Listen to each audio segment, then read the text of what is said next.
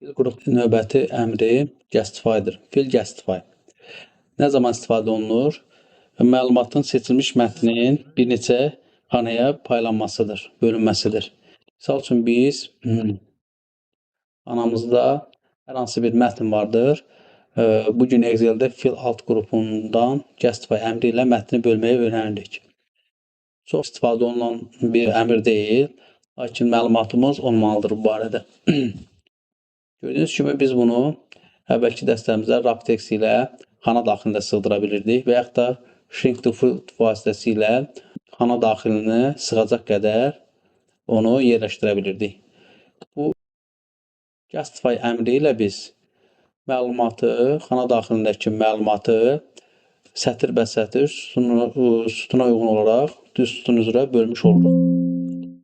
Gördüyünüz kimi məlumatlar sətir üzrə, daha doğrusu sütun üzrə sətirlərə bölünmüş oldu.